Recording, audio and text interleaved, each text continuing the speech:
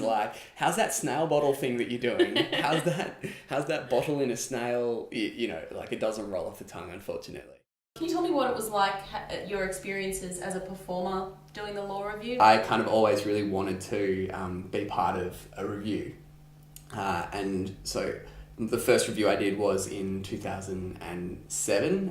I think I auditioned for both Monash and Melbourne, and heard back from Monash first. So despite the fact I was studying at Melbourne Uni, I jumped across and did the Monash one. Being a member of the cast, it's a fantastic but in some ways harrowing process. You're kind of constantly putting yourself out there, trying to make your teammates laugh, and trying to think up characters and situations, coming up with fresh pitches every week. When I graduated uni, I sort of recognised that if I don't make theatre, then I'll be sad. I knew that there's a real market amongst the legal profession and legal industry really broadly for comedy and for events and shows. You know, for instance, the Law Institute holds a comedy debate every year, and they sell out the Athenaeum at $40 a ticket every year. And it's, you know, they're not trained comedians. It's sometimes they have fantastic speakers, and sometimes they're pretty appalling.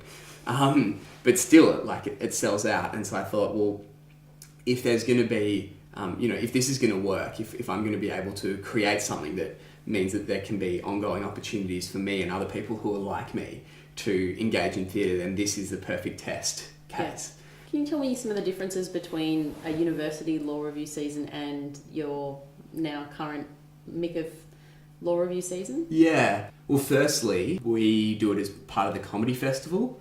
When I thought, okay, there's this amazing tradition that's spawned heaps of incredible talent, and it's been going for however long, I felt frustrated by the fact that despite year on year it doing really well and putting up fantastic shows, the tradition never seemed to go anywhere. It was always just kind of trundling along, and every year people would do the show and then say, that was awesome, we should do something in the comedy festival, yeah, great idea, and then nothing ever happened. Nothing ever came of it.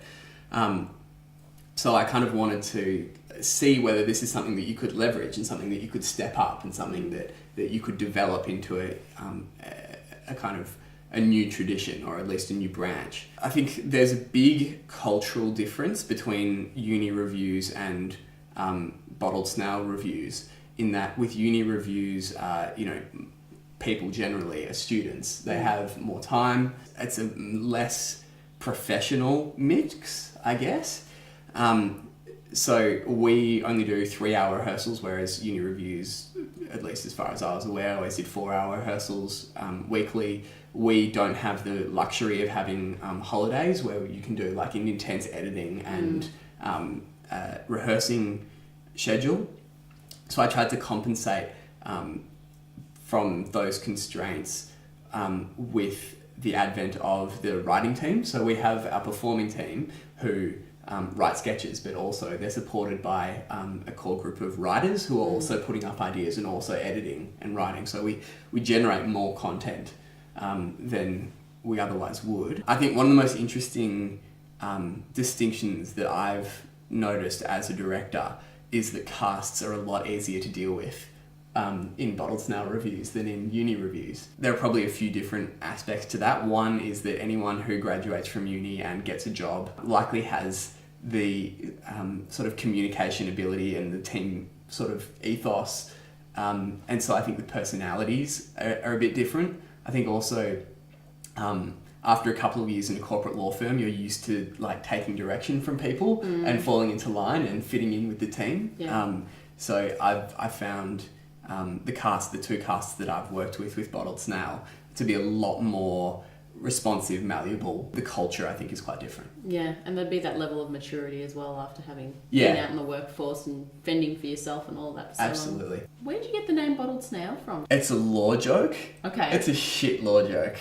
Well, enlighten me, because I don't know anything about law. So one of the most famous legal cases was a case called Donahue and Stevenson, which was a case from I think it was the 1920s or 30s, where a woman and her friend went to a sort of milk bar type thing, and they sat down and purchased a bottle of ginger beer, and the woman, the friend who was invited, drank the bottle of ginger beer and then saw at the bottom of the bottle that there was the desiccated corpse of a snail, and it gave her nervous shock, and so she sued the manufacturer of the bottle, and it was a successful lawsuit. Previously, she could have sued the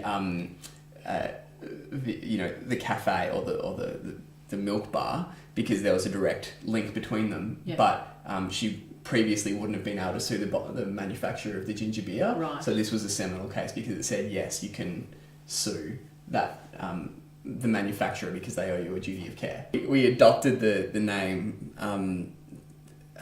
just before the first law review because we thought it's cute. We thought it was memorable. As it turns out, it's not memorable at all because everyone's like, how's that snail bottle thing that you're doing?